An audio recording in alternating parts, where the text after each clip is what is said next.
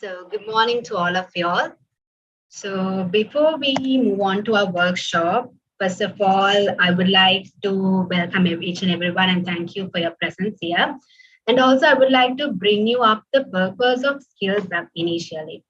So what is the overall idea of Skills Up is, it's like a platform that we planned and that we created for you to provide you an additional knowledge other than your theoretical knowledge. So in our university and we in our semester studies, it's all about books.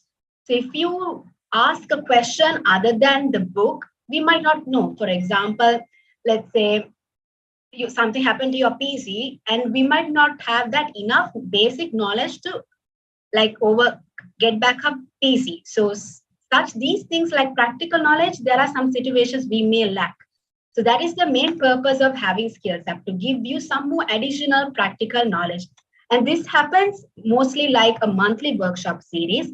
And at the end of each workshop, we would be gathering your personal ideas and your personal interests, and we will be moving on to the next workshop series based on your interest. So that's the main purpose of having Skills Up. So therefore, as our first workshop, we are covering our knowledge on cybersecurity.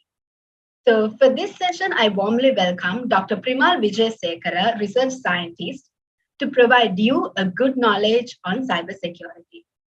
So Dr. Primal, it's over to you. Hello. Thank you, Nikita, for that introduction. Can you all see my screen? Yes. Okay, cool. Okay. So welcome. Thank you for inviting me to talk about security, which is a very timely topic. So just to give you a very brief introduction about myself, I'm a research scientist at ICSI, which is a UC Berkeley affiliated research lab in US. I'm also an affiliated researcher with computer science department in UC Berkeley. And I'm also one of the co-founders of Bug Zero, which is a local security startup affiliated with ICSI. So today, I think, as Nikita correctly pointed out, security is a very it's going to be a very useful skill to have. And then it is a very broad topic.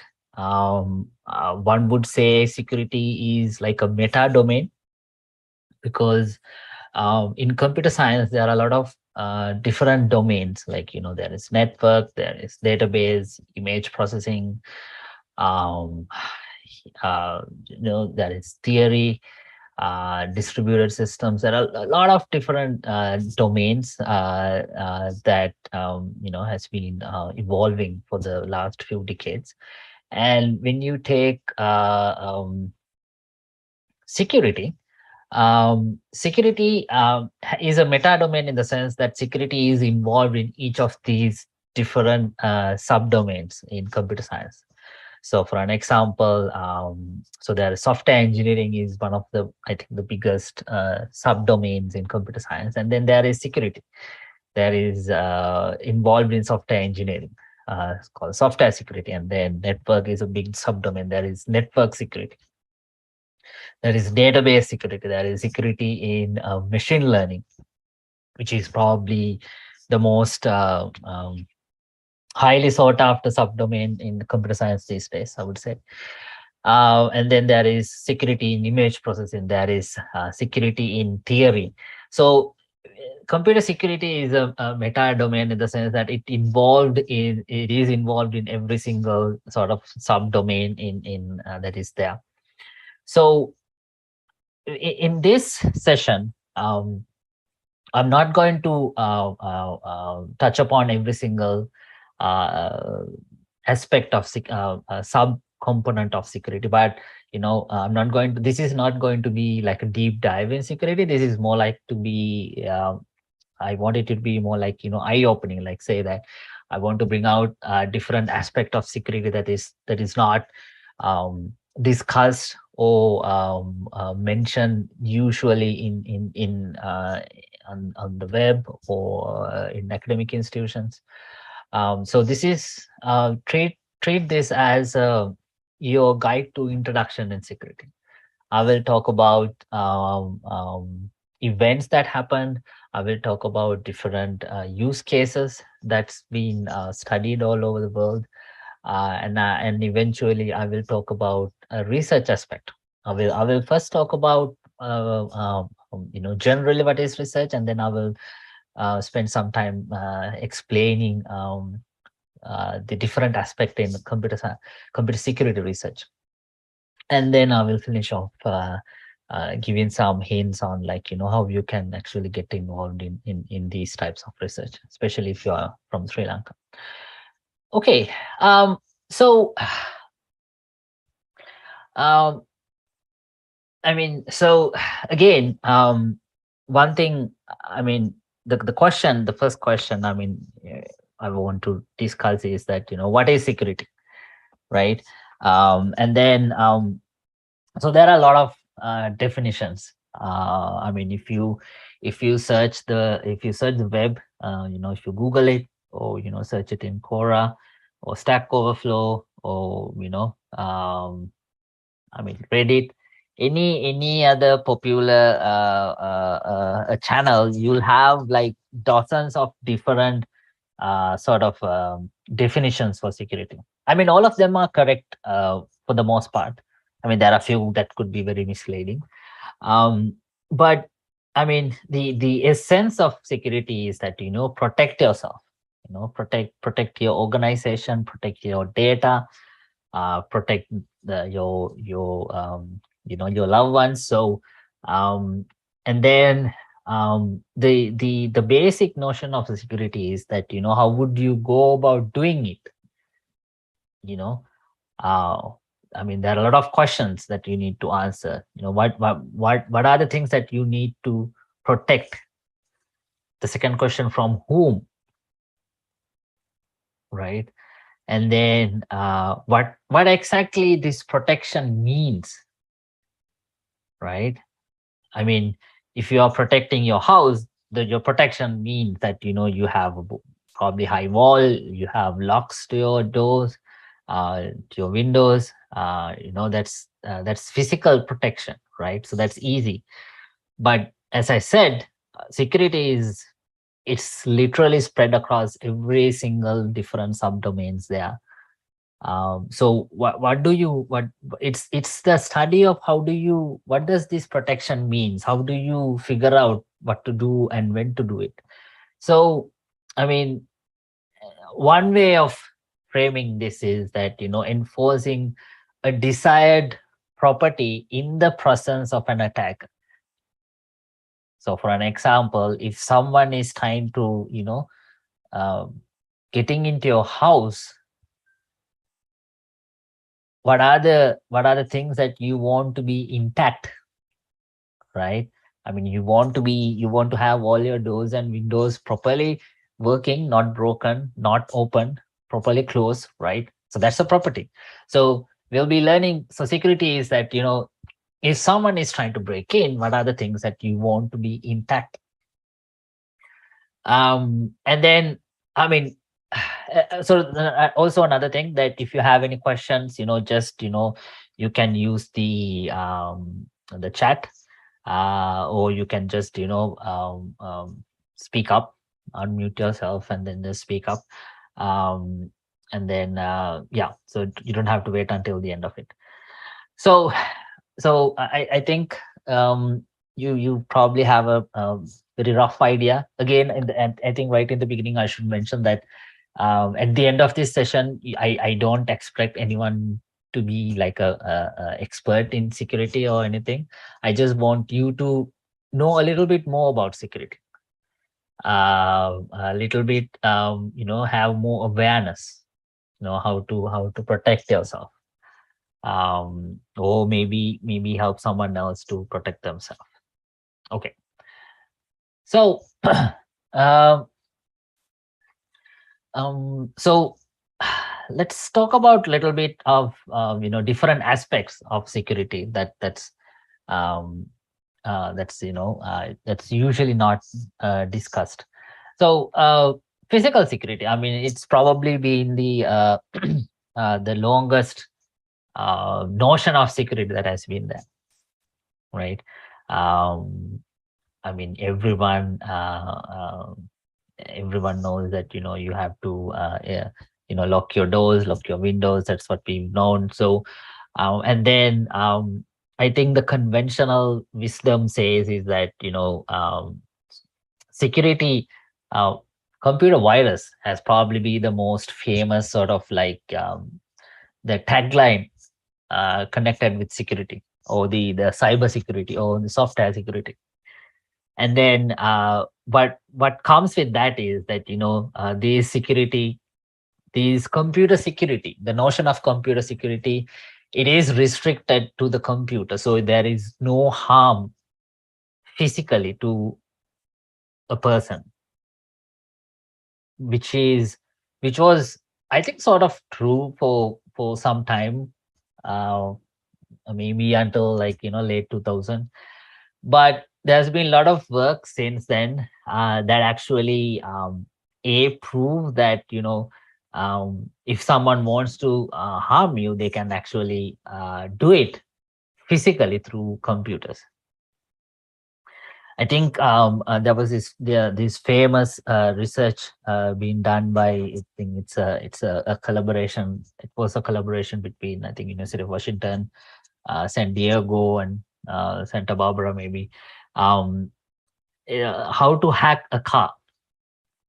So they've spent a lot of time. They showed that if someone wants to hack a car, they can actually do it. And since then, there's been a lot of research, not only academic research, but there's actually been cases in the wild that actually shown that malicious actors, people who actually do want to harm you, can actually go above and beyond, do physically harm you.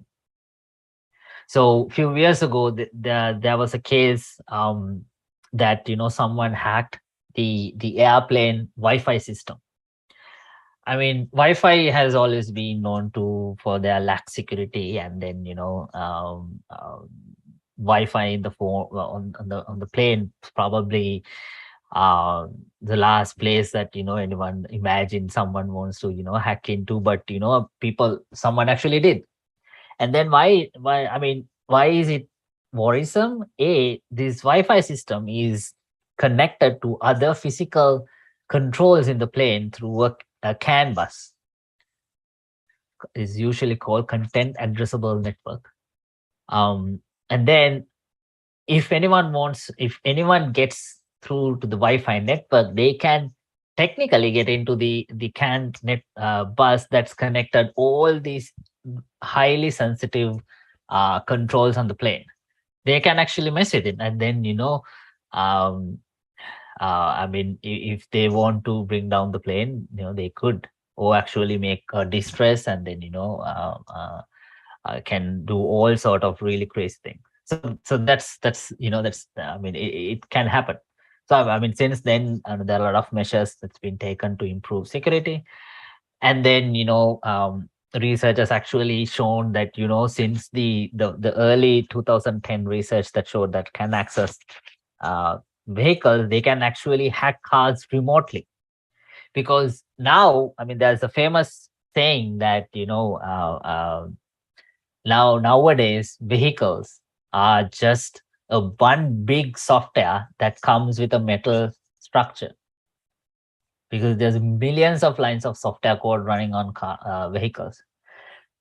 So as a security researcher, when anyone suggests that we should digitalize it, we should go introducing all the smart features to something that's already not been there, it scares me as a security researcher, and many in the security community, is that as soon as you introduce software component, as soon as you introduce this so-called smartness to these vehicles or any other device, it introduces a whole lot more threat surface that can be exploited by hackers or anyone with a malicious intent. And then there are cases. I mean, these researchers from I think they were from Michigan.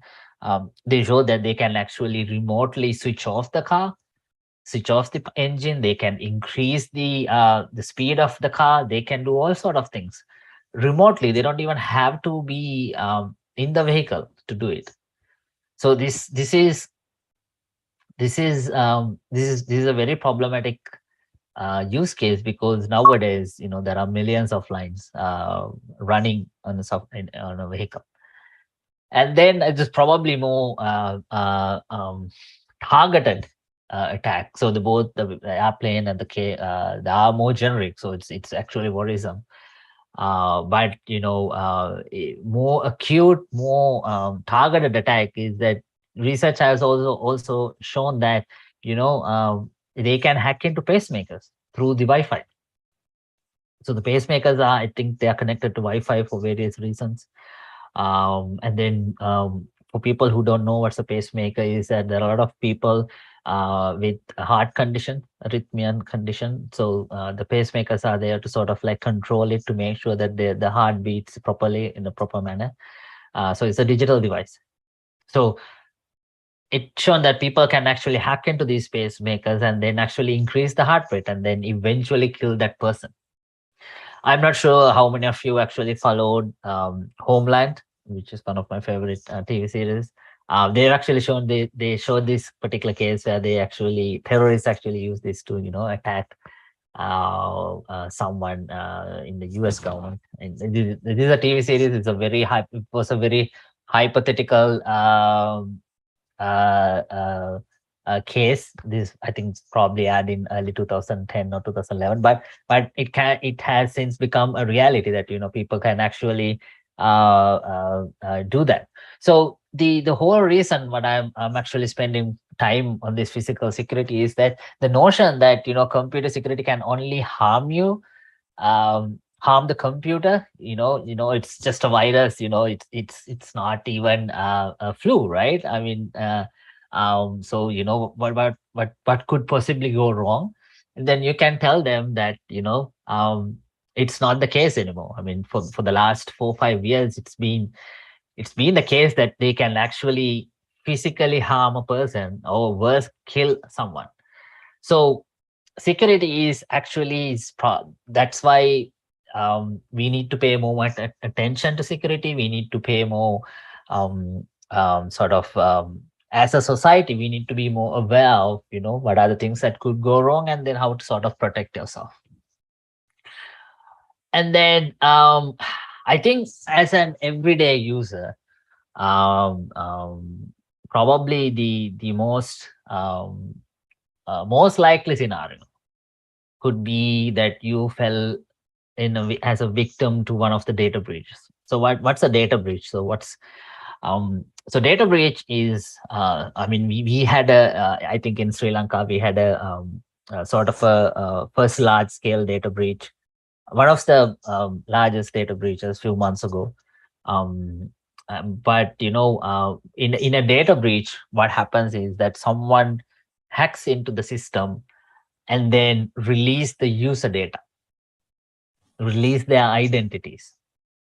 So I think um, I've been I've been studying security for like last 10 years or so. I've been working with different stakeholders trying to understand um, the notion of security, how it affects. And then it just surprises me that um, people have been studying, people have been analyzing these data breaches for like decades, and then it still happens.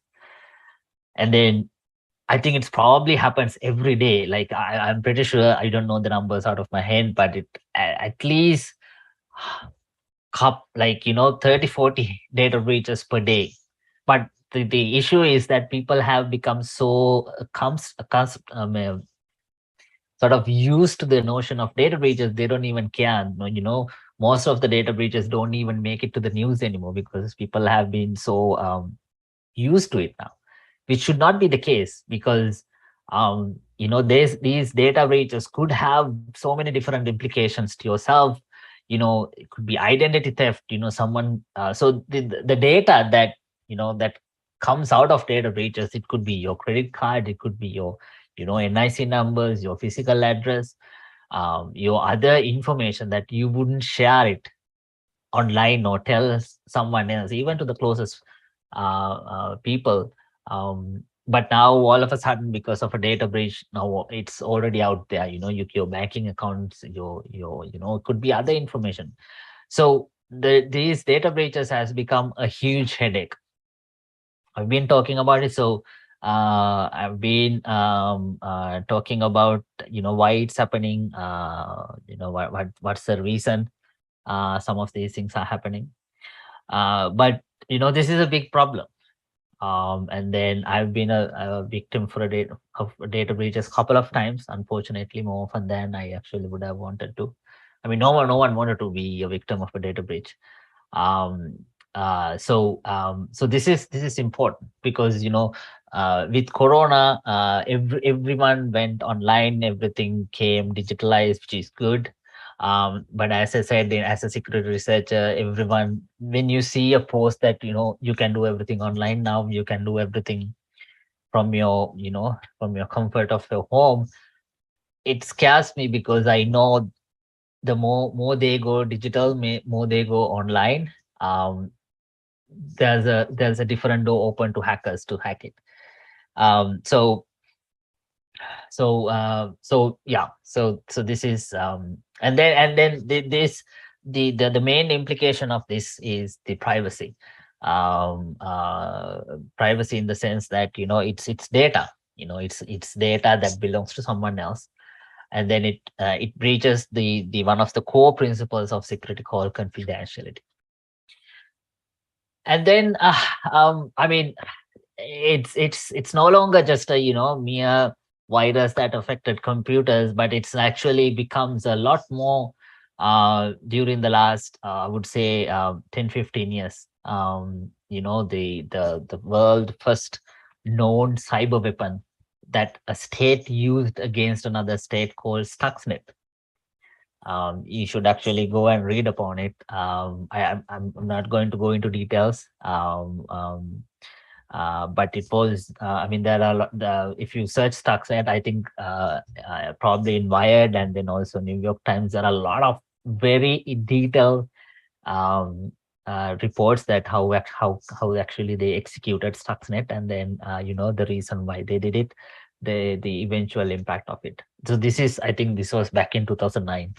And then since then, I mean, even before that, I'm pretty sure there were a lot of cases that are still unknown for us. But now, I mean, state are using it as a weapon. I mean, it has become a weapon of their choice for many cases. I mean, um, if you so the Stuxnets involved U.S., Israel, and Iran. And then if you look at what's happening recently in Russia, in Ukraine, it has become so widespread. Um, and then, again, speaking of a physical harm, power grids, even even controls that sort of control your water supply, control the maintain the chemical balance of water, they have been compromised, they have been hacked. It could easily kill thousands of people consuming those systems, like just imagine contaminating a water supply, what's the impact. And then these have very widespread national security implications. So I mean, largely our region, the Southeast Asia, has largely been spared by these kind of attacks. I would never attribute that to our state of security. It's not the case. It's purely because the political and then the economics behind it. But it's we need to be aware of it. And then and then there's a huge economic losses, right? I'm pretty sure, I'm not sure how many of you were aware about the Colonial Pipeline attack that happened, I think, early last year, where they have actually hacked a gas pipeline that pumped millions of barrels per day for US East Coast, and then they couldn't operate. So it was a ransomware attack. Um, yeah, let me briefly give you what's a introduction. What's a ransomware? Ransomware means it's just a virus. I mean, we've had virus for like last 30 years or so. But the difference in ransomware is that what they do is they actually pretty much encrypt the hard drives, and then the actual users of those, actual owners of those systems, they can't use it because everything is encrypted and they don't have the key to decrypt it. So they have to actually pay a ransom to these hacker groups to get the key and then get the data decrypted. So that's a ransomware attack in very simple terms. And then so that's what happened to Colonial Pipeline, and then that incur like billions of costing billions of dollars, and then there was a report recently that this that NotPetya attack. It's one of the largest ransomware attacks that's happened. I think it happened early 2020 or something, and then that individual attack, probably the cost of that probably go beyond 50 billion. I think that's a pretty low ball. The actual number could be way much higher.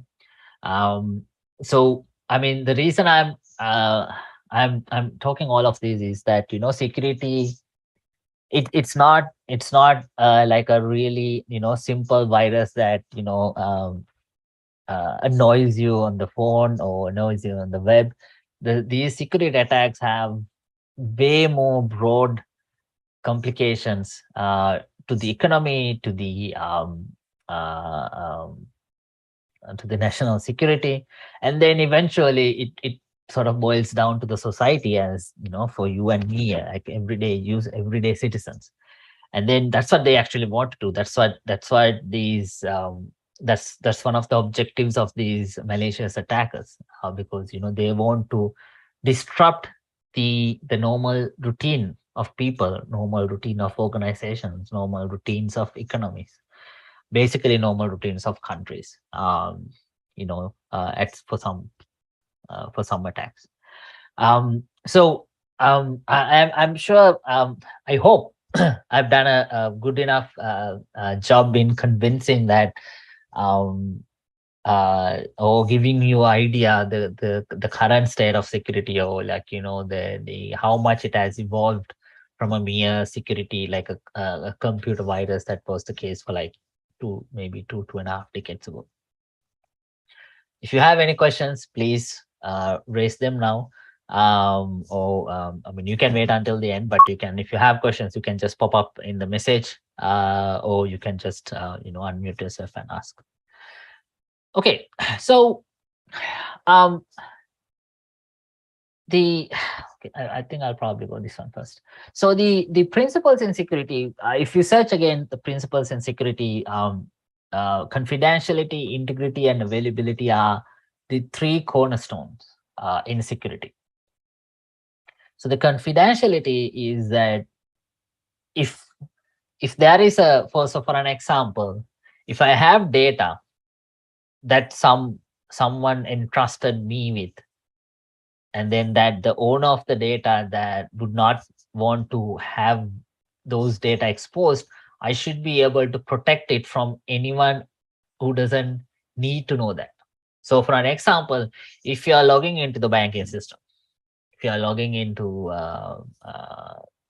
any financial or sensitive, could be your health provider, could be your hospital, you don't want that communication to be public, right? You don't want anyone else to sort of like, know what you are communicating with your bank or with your health provider or a hospital, right? It could be your banking details, it could be your financial details. You want it to be highly confidential.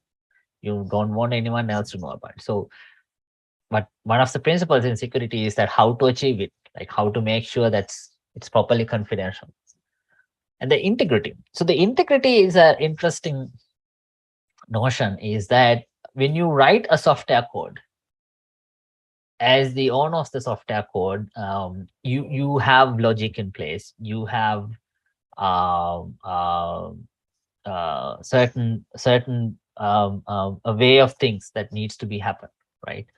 And then as owner of a software system, and as owner of any system, that you want that logic to be intact, even when someone else is trying to hack into your system, right? So the integrity is that the execution of the software system has to be same as what the original intention of the owner.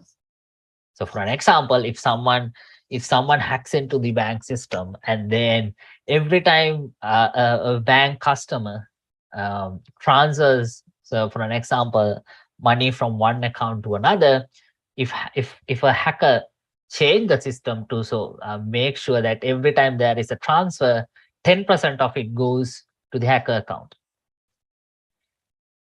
So now the integrity of the system is broken, because the owner of the system, what the owner of the system intended to do was that if a customer A transfers 100 rupees to customer B, that 100 rupees should be withdrawn from customer A and should be deposited to the customer B.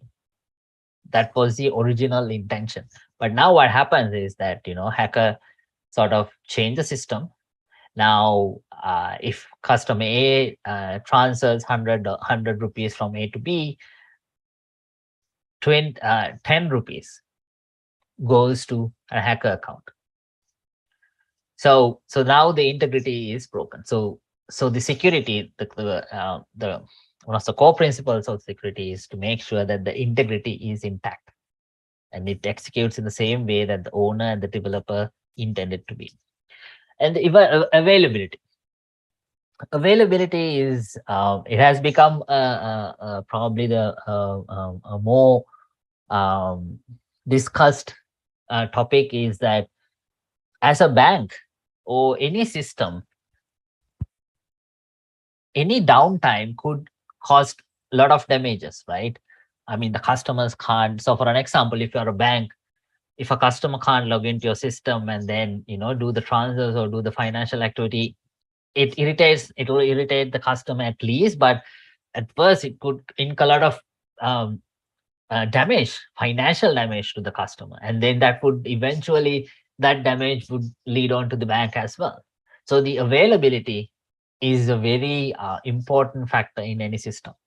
So, and then you've heard, I mean, in recent past, there are a lot of cases where Malaysia sectors, went above and beyond to sort of like make sure certain systems are down, right? I mean, the most popular the way of attacking these systems is called denial of service. So it's mean that your availability of a given system is down, and then a more complicated attack mechanism is distributed denial of service. So for an example, you create a artificial client to a bank. So these bank systems or any online system, they have a threshold, right? So they have a threshold. There's a limit on how many concurrent clients that they can handle. And then if they sort of do a feasibility analysis, they sort of project for the next 10-20 years what's the growth would be like, right? So they predict, okay, we'll have 100 customers right now, and then over the years, in 5 years it'll increase to 130, in 10 years it'll be 300, something like that. So what they do is they over provision in the sense that if they have an idea that there'll be 100 concurrent customers, they'll make sure the system can handle at least 130. And these are 130 or 100 legitimate customers with legitimate requirements. And then there's a legitimate reason that they actually want to communicate with the bank. So in a denial of service, what happens is that hackers, they create these fake clients. You can imagine that they create fake clients, and then they try to communicate with the bank. So what happens is that the bank doesn't know whether it's a fake client or an authentic real client. They actually spend resources serving the fake client, whereas they could have used that resource to serve the real client. So, and then they can, using software, then they can generate thousands of these fake clients that would eventually overwhelm the system and then bring the system down. So that's what pretty much a denial of service means, which means that the availability goes down and the system might take some time to get the system back. So availability is actually one of the core components of security. And then with that, the lesser discussed part of security is that, there are a lot of different notions involved in security. And then, the cornerstone, I mean, you cannot discuss about security. You cannot discuss about implications of security without discussing people involved in security. So when I say people involved in security, so these people could be people who are making decisions how to implement security for software. These could be people who are actually developing software. These could be people who are actually deploying these systems. Or else these could be people who are using these systems. You could be a banking customer. You are just using your mobile app to connect to your bank. Or you could be, just ordering your grocery through website. So, and then why is it important to discuss about people? I'm going to come back to the human side of security, but it's important that because everything, the decisions that people are making and the choices that people are making, it eventually decides the security posture of a system. I mean, it eventually decide whether these systems are vulnerable, whether these systems, what's the probability of these systems are getting hacked. So it's really important to understand these people. And then I think the more famous other part of the coin is money, right? I mean, we need to understand why people making certain decisions that are not favorable with security because of lack of funding. could be lack of money for them. They don't have money to invest in security. Or else the other side of is that, why do people hack? We need to understand, were there any financial motivation? What's the motivation? Why did they go after certain things? So the financial part is really important. And then, there is a lesser known side of it is called security economics. I will really briefly touch upon that. And then I think the most important portion of the other principles is threat modeling. Threat modeling is like, as a system, what threat models do is that, so for an example, you could be a bank. I'm keep using banks because I feel like that's more relatable to many people. Is threat model is that you need to understand what who would want to hack our system, right? Why, and then why. Who would like to hack my system? Who would like to fix my online banking? And then why in the sense, like, what sort of things that they would go after? Would they go after customer details? Would they go after financial transfer systems? Would they go after our internal employee data? There are a lot of different things.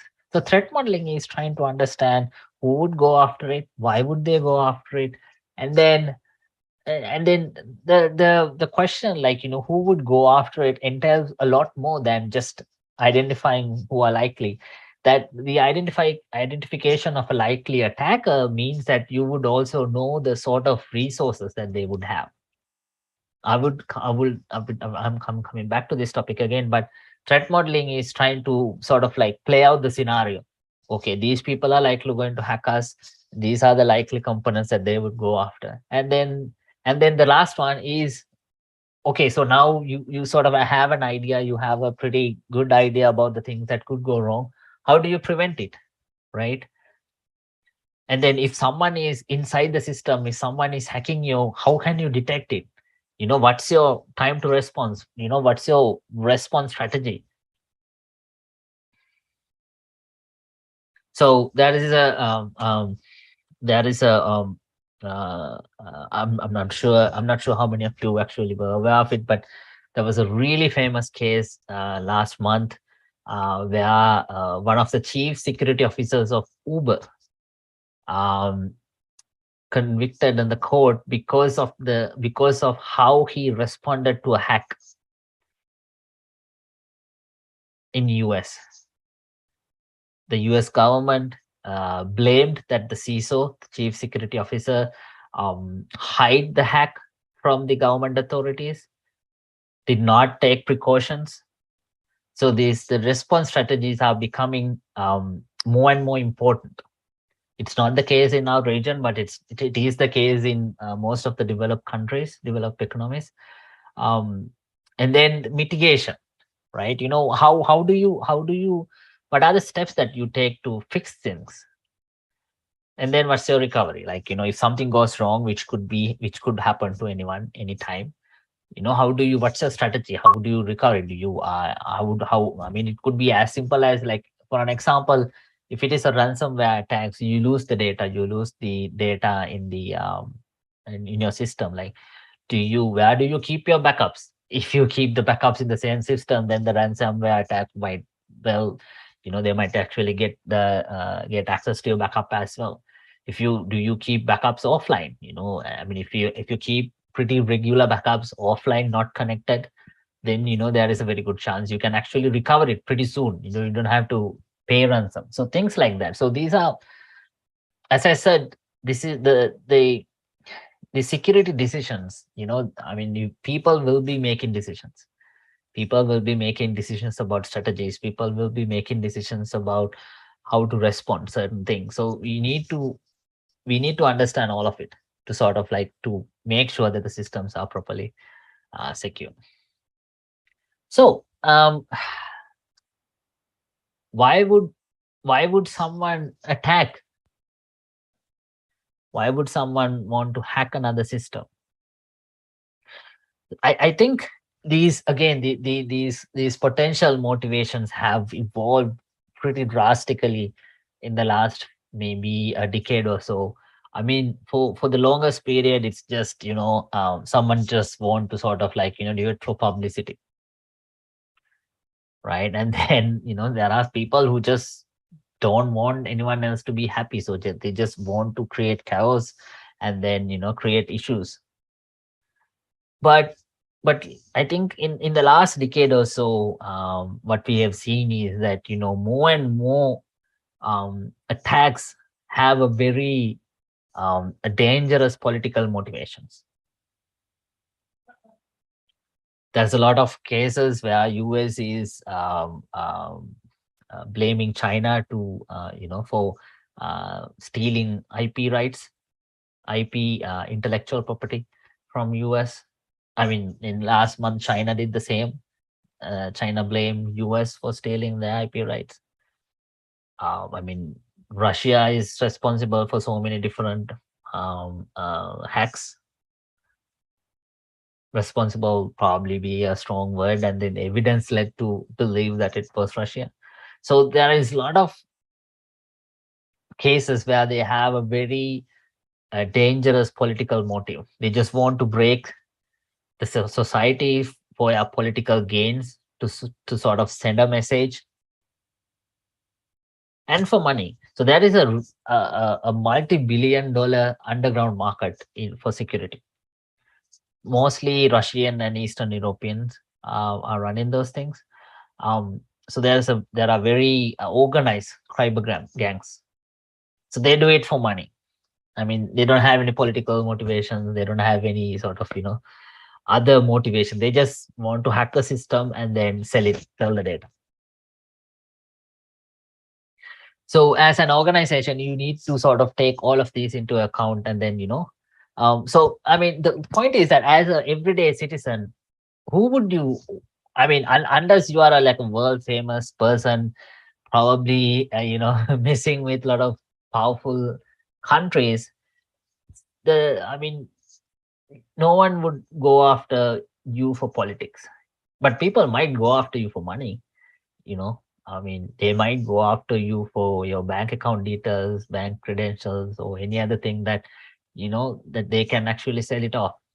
Imagine, like, when a thief breaks into your house, they would go after anything that they can sell it off outside, right? They wouldn't steal anything that they can't use it. The same thing, when a hacker breaks into your system, they would go after things that they could sell it off, like your banking credentials, your email IDs, your email passwords. So this is I mean, I think I've been talking a lot about the organization perspective, but individual everyday citizens, they you could fall into you could fall a victim for money, or maybe publicity, but less on politics, I would say. So we talked about motivation, like, and then who are these uh, uh, likely hackers, who would go after these systems. I mean, it could be very benign case where a high school teenager, like someone in the school trying to, even undergraduates like you, could be trying to learn systems, like trying to learn security. So you just got hold of maybe a YouTube video or a blog, or a tweet that, hey, there is thing, I just did it, and then you can actually do something same. So out of curiosity, a teenager or someone learning could just run the script on an actual system that could end up being an attack. And it's pretty common. I mean, NSA, CIA, probably one of the most secured systems, they got hacked by teenagers. They weren't necessarily trying to steal state secrets or anything. They were just, most of the time, they were just playing with tools. So it's a pretty real danger. I mean, one, I'm not saying plus side, but it's less worrisome that these people are very unlikely to go after data and then sell it outside. But cybercrime gangs will. They are very resourceful. They have a lot of money. They have a lot of resources, computing resources.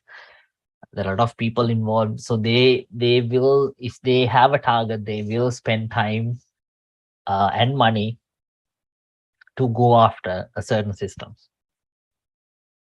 I think for online systems, cybercrime gangs probably pose the biggest threat right now.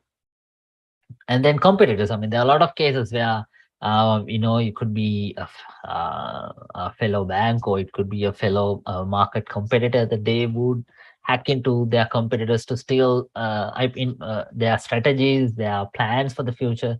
It has happened so many times. And then recently, in the last 5-6 years, another very disturbing observation that the security community observed is that people hack into your system to your ex-partner. It could be your ex-partner for intimate violence, for domestic violence. So there are so many cases to spy on you, to see how you are doing, or it could be just cyber stalking. But these are very creepy cases, and then it is happening. So I mean, this is I think this has happened in Sri Lanka as well, if I'm not mistaken. So it's very real. So I mean, as an individual, this is probably it's a very relatable scenario for all of us. And then the governments, I mean, state-sponsored attacks. So as I said, if you are not pissing off governments, or if you are not pissing off anyone, powerful, I wouldn't worry a state actor coming after you. But I mean, if you are an activist, if you are someone speaking out against certain, injustices, and then there's a very real chance. If you are interested learning in those kind of things, there is a use case called NSO spying. There's a organization called NSO, is a Israel organization, where they sell hacking tools for governments to sort of hack into their citizens. It's widespread. It's apparently happening across all the world. So it's a real threat for people who are actually sort of like, speaking out, and journalists who are exposing truth. So these are the things that are not discussed enough, I would say. But we should discuss those things in the future. And then I said I would touch upon security economics a little bit. The security economics is that, as I said, the reason that we haven't seen so much high scale attacks in the region is not because we have a good security posture, but because rather the security economics behind those decisions. So when cyber gangs decide on a target, there are apparently, these people are also economics. Like, they try to see what's the ROI, like, what's the return on investment. So their investment is hack, right? So they try to understand how they probably do a cost benefit analysis. Like, if I steal a company, if I steal a company data, right, what's the market price for that? So in underground market, I think there are prices. There's a market price for a US based Gmail account and credentials. There are market price for Singapore based credentials. There's a market account for Sri Lankan based credentials. So they would probably do a cost benefit analysis, as like everyone else, like it's whether it's really worth hacking into the system. I mean, for certain system, it could take like a week, or maybe a day, even a day, if they don't believe that they can sell off the data on a price, that they would do that. I mean, people who are learning security, like teenagers, they would do it, but they wouldn't go after and sell it off regardless. But the security economics is probably the case why certain systems are targeted, and then why certain systems are not targeted. So this is a huge area. I'm just brushing off the surface of it, but the security economic is really interesting. And then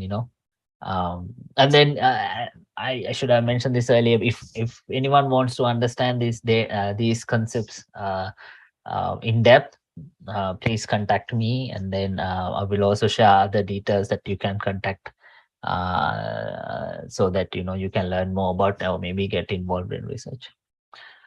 So so threat modeling, I think I briefly touched upon threat modeling. Um, and then it's pretty much trying to see, like, who would likely go after our systems, and then uh, and then why would they, what sort of data that they would go after. um and then I think, okay, so in the interest of time, I would probably just skim off, pretty quickly go over this concept.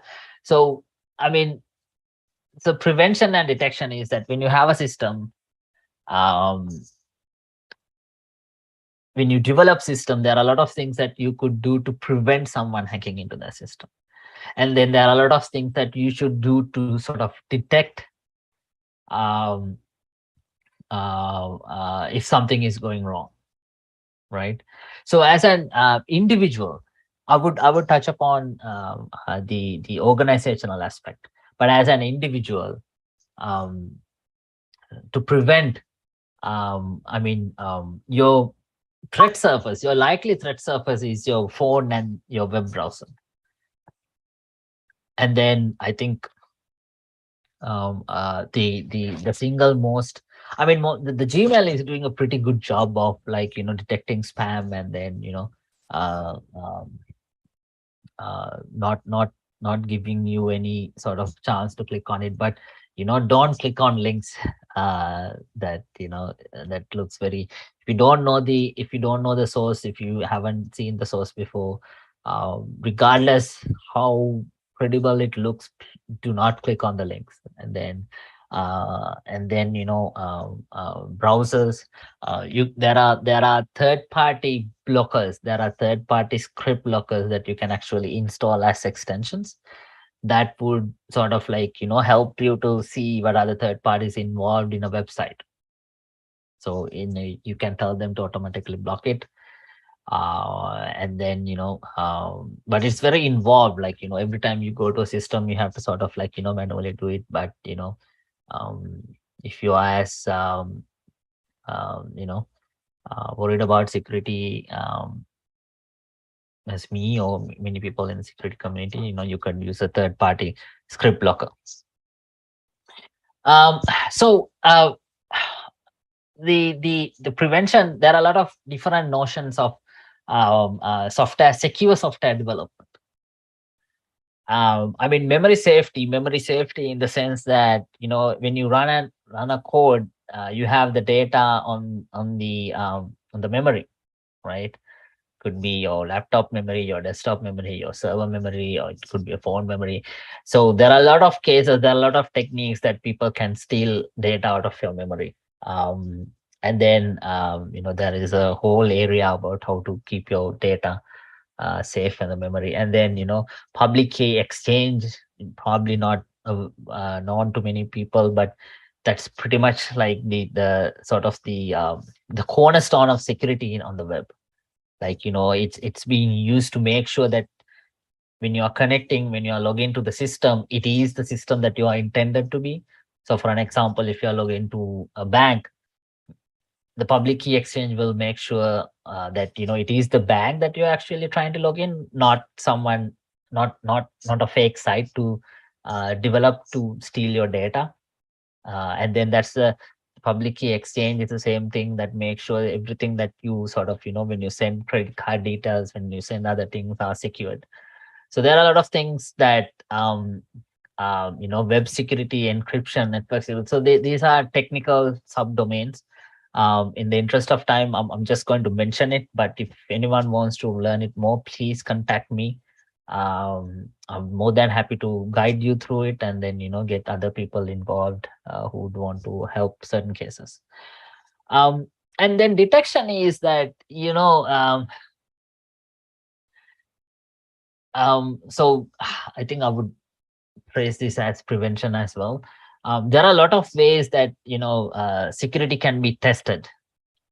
And then the initial, so for an example, from a software development perspective, when you write the code, you could do security testing. There are multiple ways of doing security testing. There is the static analysis, and then the dynamic analysis. Static analysis is that you don't actually run the code that you write, but there are tools that pretty much go over the code and then try to understand what are the what are there any publicly known security bugs in it. The dynamic analysis is that you actually run the code, run the system, and then do testing it. So those are the two basic security testing. And then the pen testing is mostly static analysis, but nowadays certain people are doing dynamic analysis as well. The pen testing is try to see, it's more like a horizontal, like you try to find as many security bugs are possible.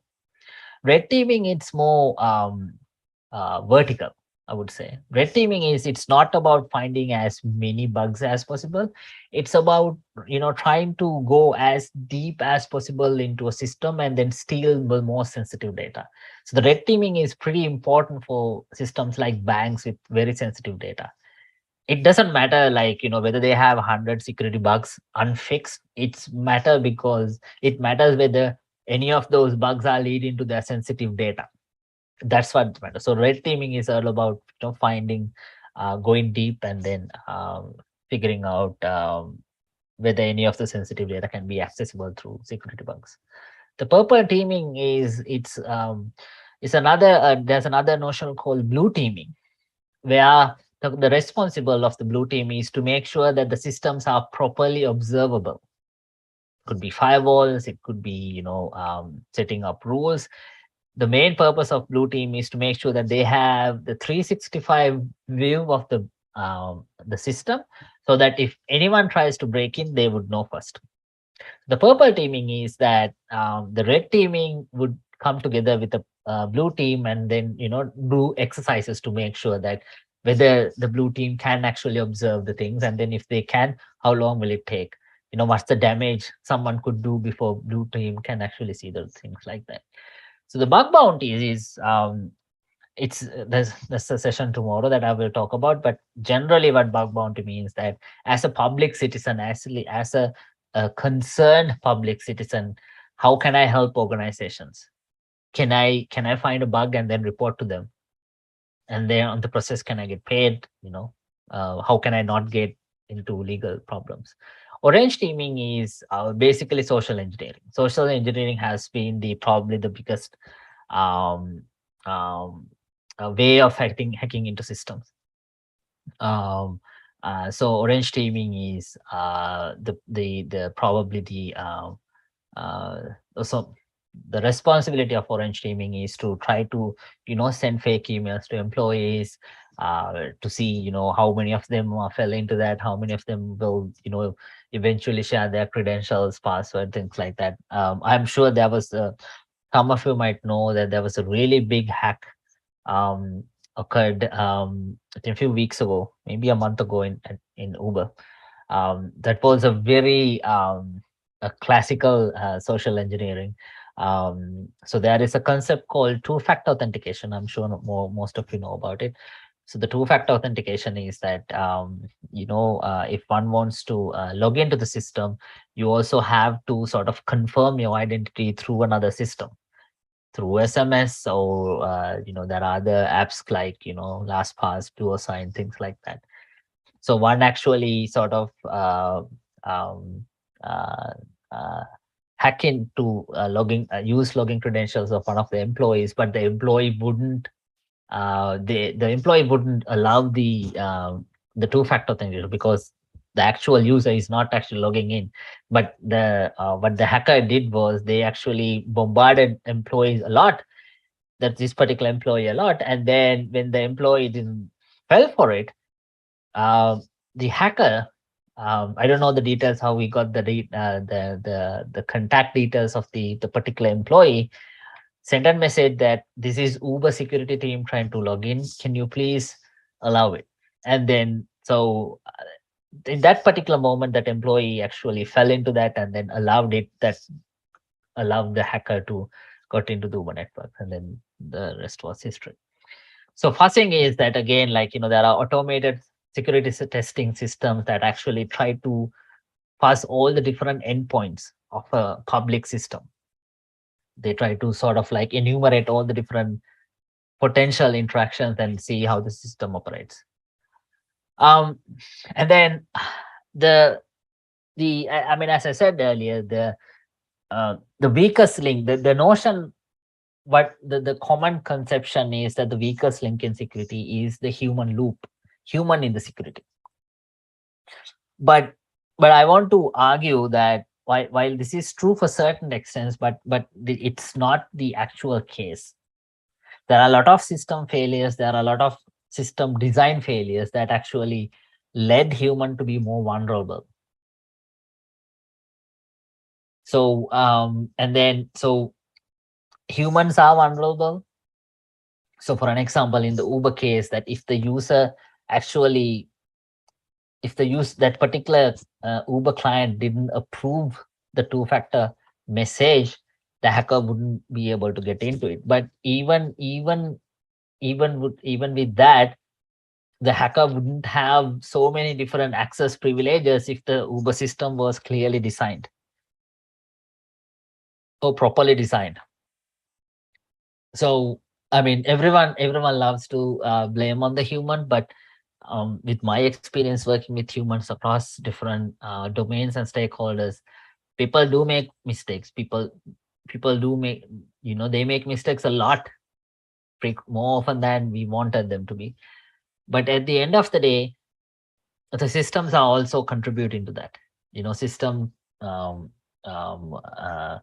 there are systems who are pretty unusable. They don't know how to make the choice that they want to make.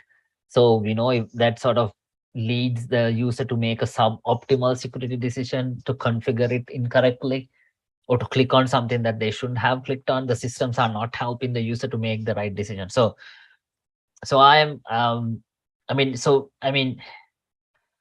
statistically speaking, there are a lot of breaches that happen because of humans. But even more so, the actual impact of these data breaches could have been much less if the systems are properly designed and configured. Okay. So the dark web, I'm sure, again, most of you know about this, and then aware of this. So if you look at the web, there are three components. There is open web, there is closed web, and then there is dark web. So the open web is the portion of the website on the internet that Google can pretty much go after and then index it. So anything that you search on Google and comes back as a result is the open web, which is pretty much like, I think, 7-8% of the internet. The huge percent, I think 90% of the web is closed web, because that content sits behind a username and password gate. So for an example, if you search something on the web, on the Google or any other search engine, your probably data on your Facebook account wouldn't come out because they don't have your account username and password, right? So that's everything that sits behind credentials is the closed web. So the dark web accounts for like 4% of the internet. You can't log into the dark web using conventional browsers. The popular browser for dark web is it's called Tor, and then they use specific a protocol called onion routing to make sure that the dark web, the Tor, the tool Tor came out as a project funded by US government. They wanted to build a tool that give plausible deniability.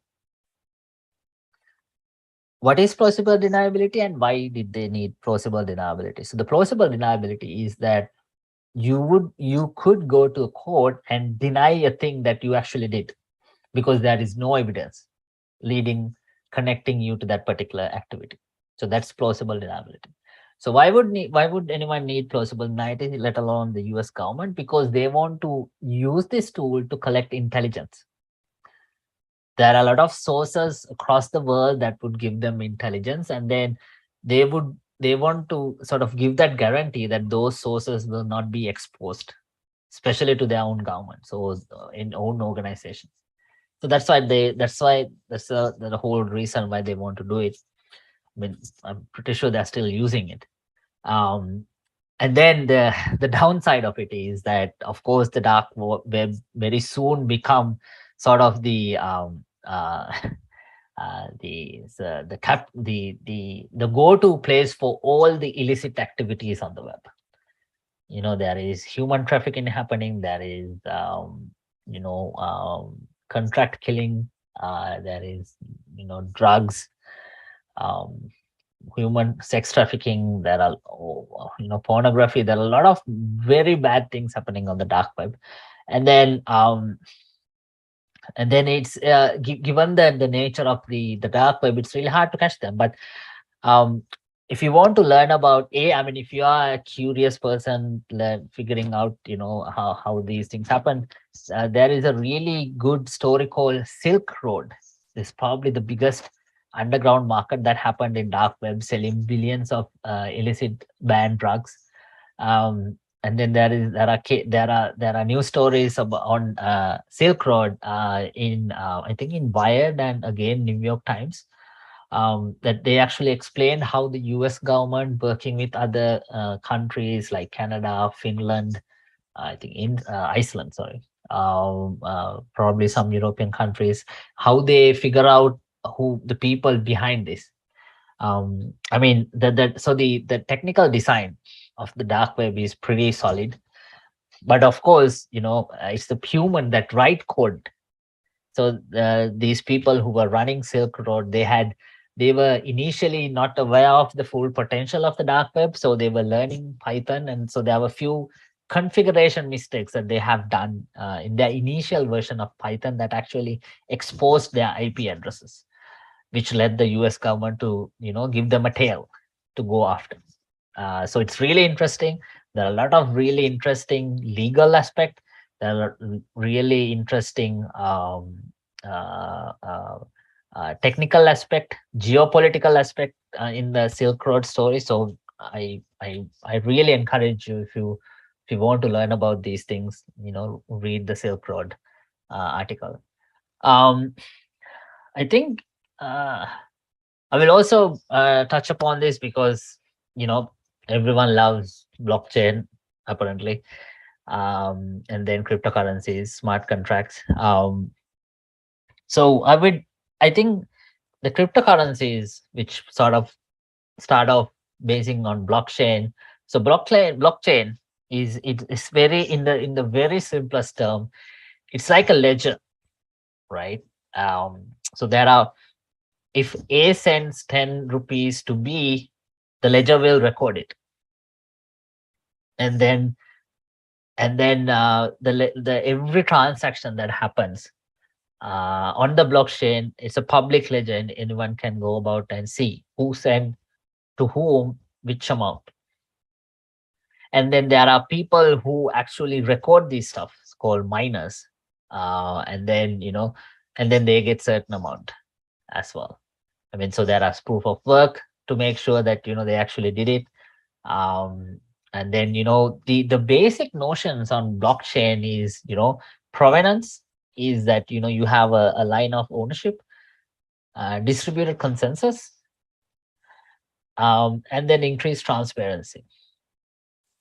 While these concepts are really important, it is so unfortunate that so many people are just doing blockchain for no reason at all.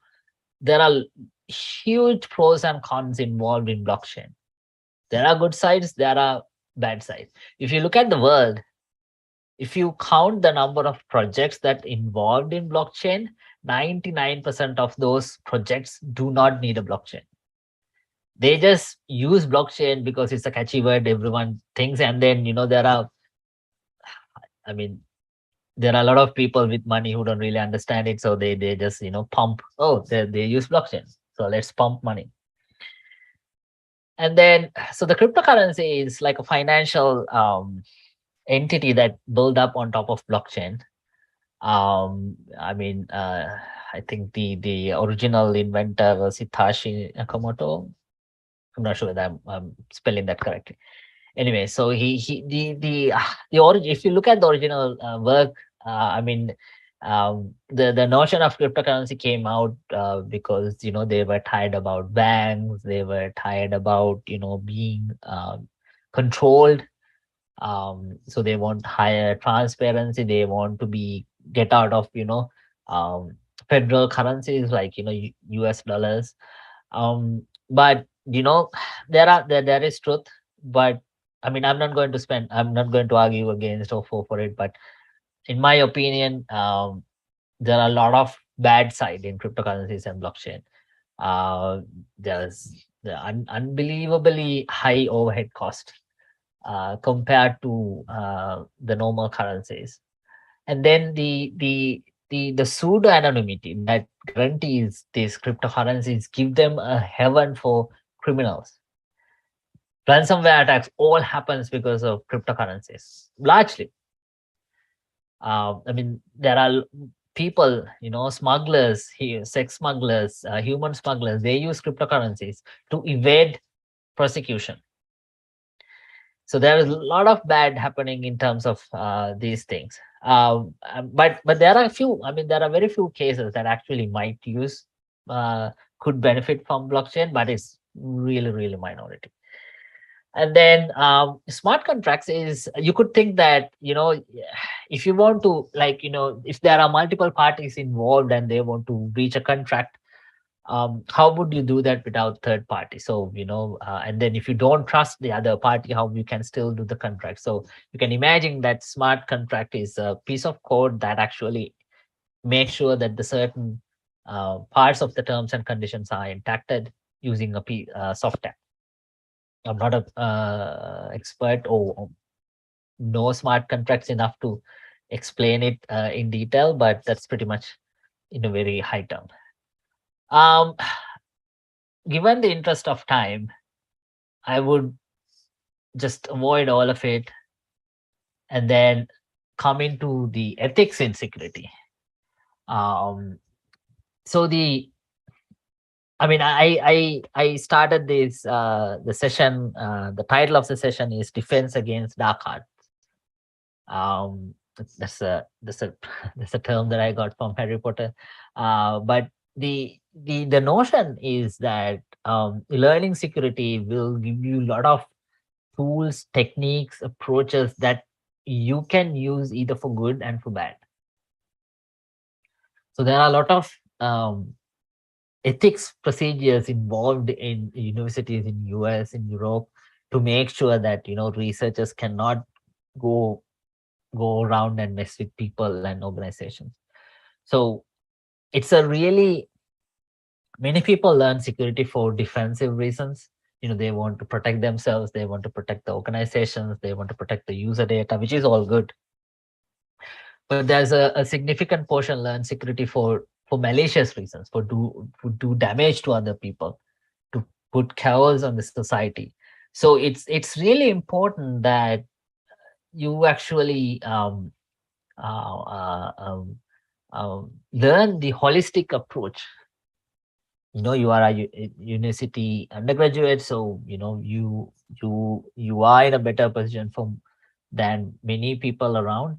So when you learn security, do always the holistic approach, in a sense, and do a pro and con analysis. Like if you learn a tool to hack, use it for good. And especially, like if you when you make decisions, try to see, like um, what horrible outcomes that could happen if I do not use it properly. And then if you want to learn security, do not use actual systems to play with it. You can get into legal problems.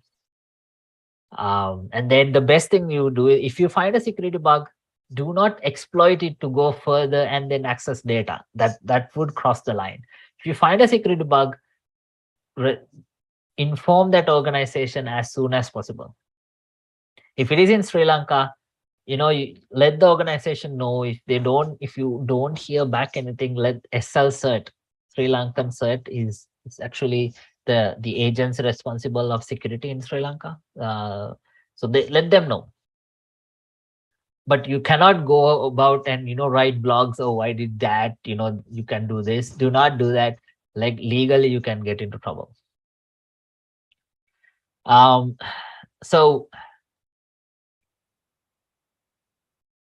and then I think I would want to finish off with um, um, the myths, the common myths in security is that there is no single system in the world that has perfect world security.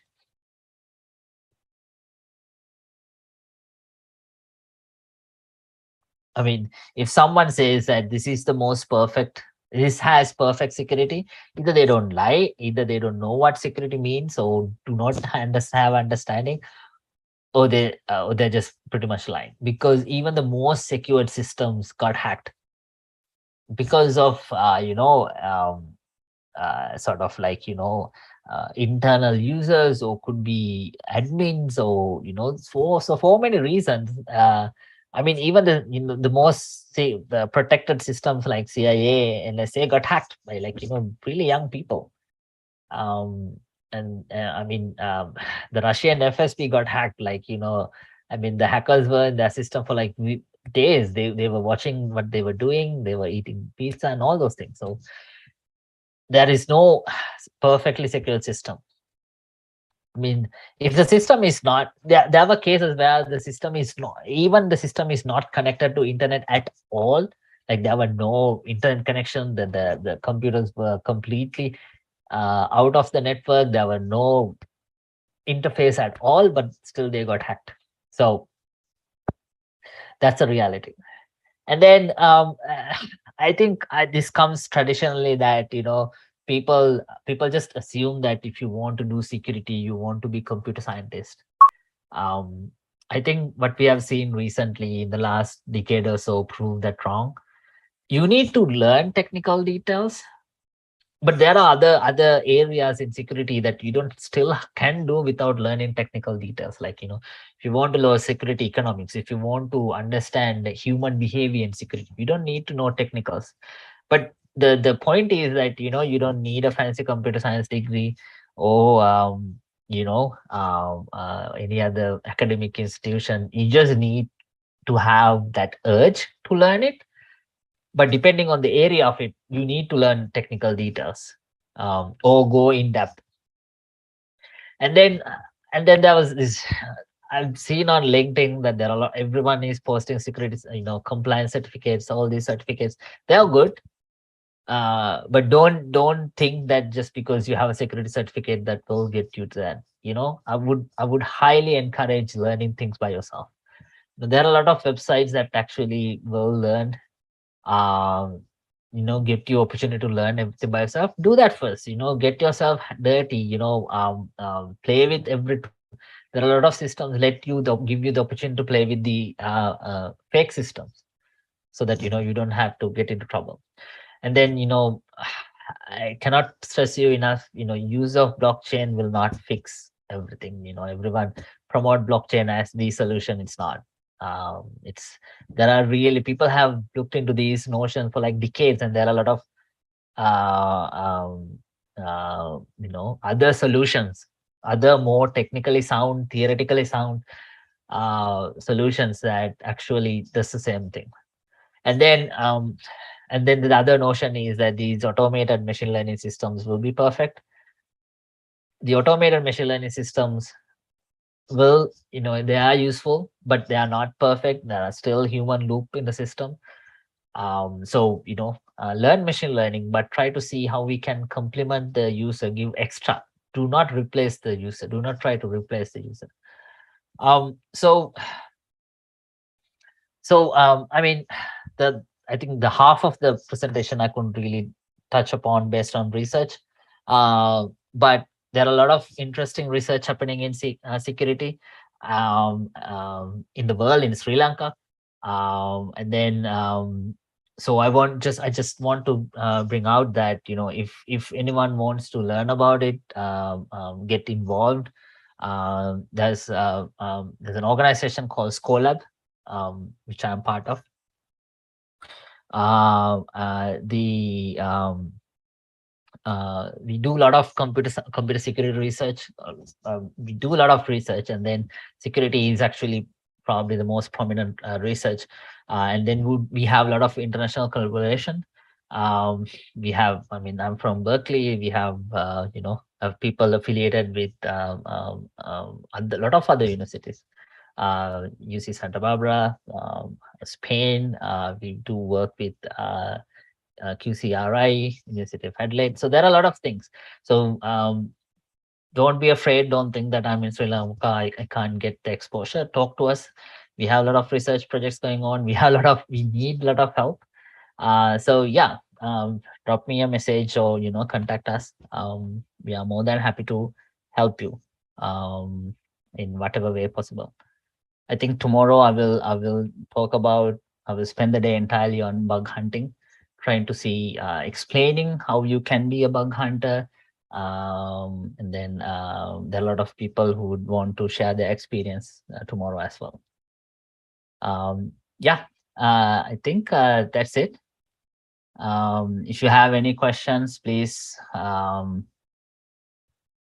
raise now, or email me or drop me a message here. I'll be happy to answer.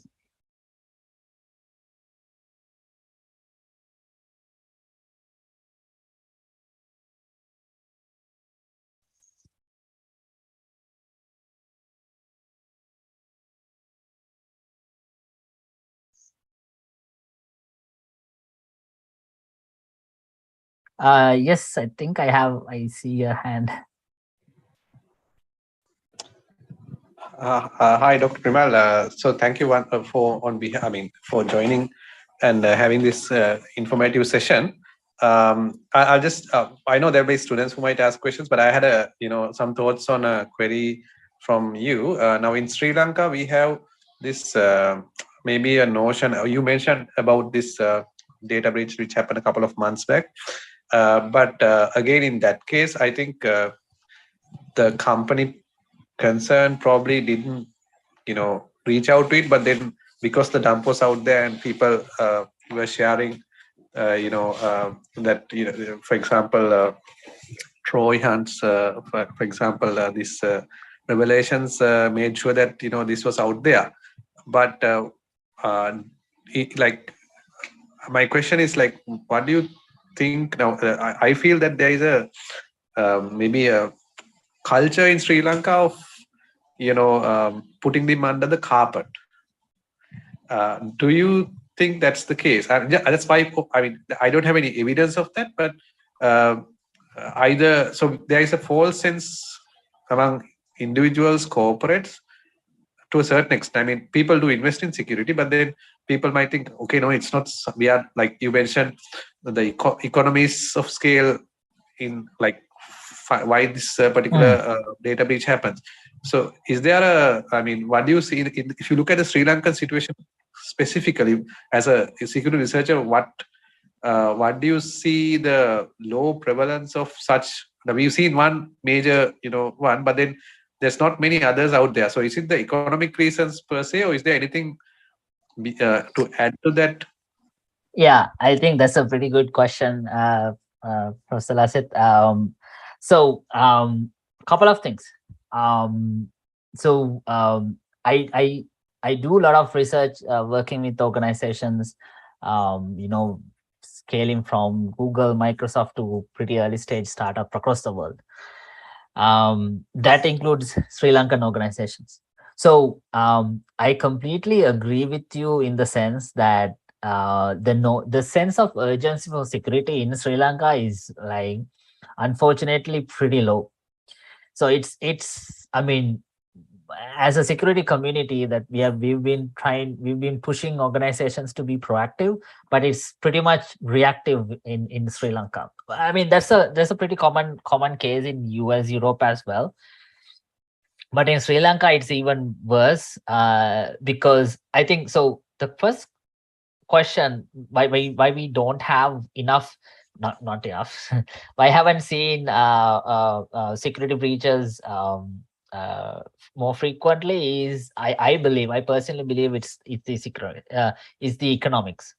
But there is this really long,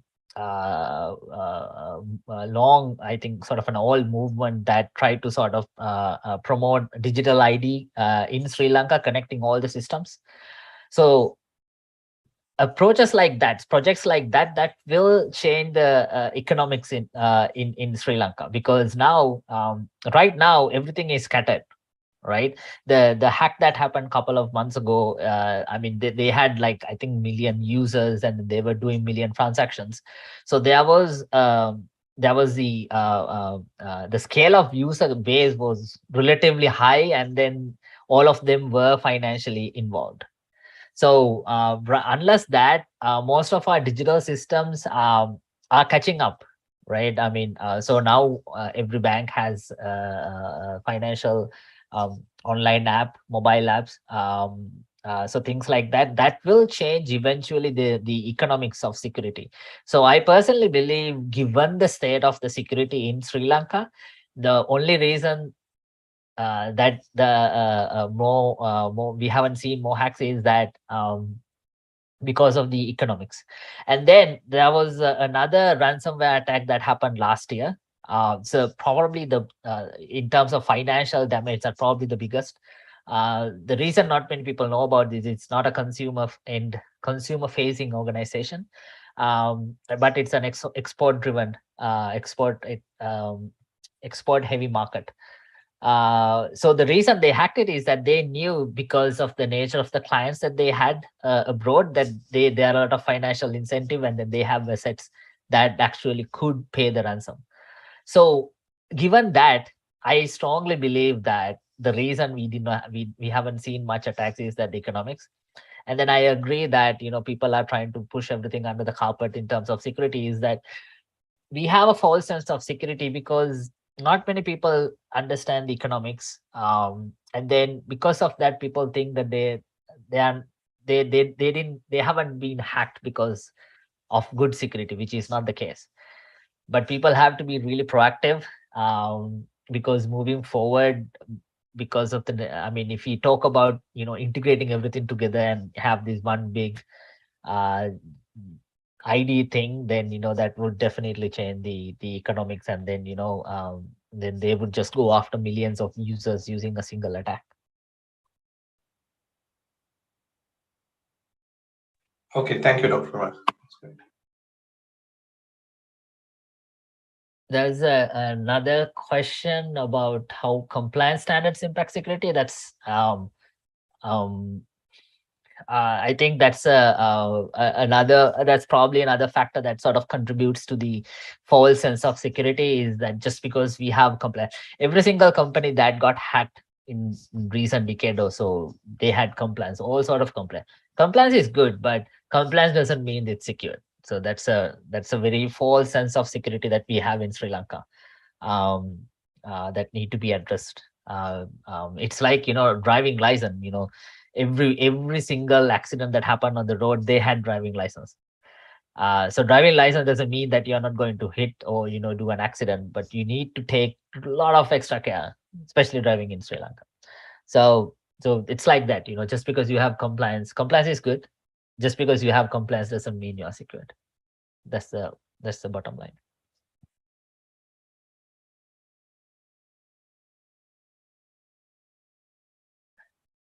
Anything else?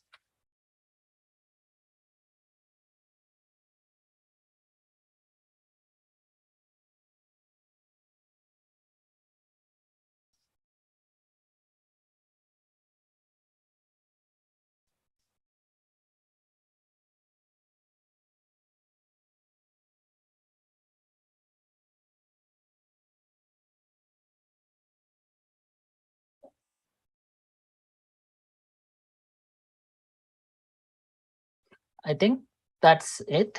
If you don't have any questions, I think we can continue this tomorrow. Okay, sir.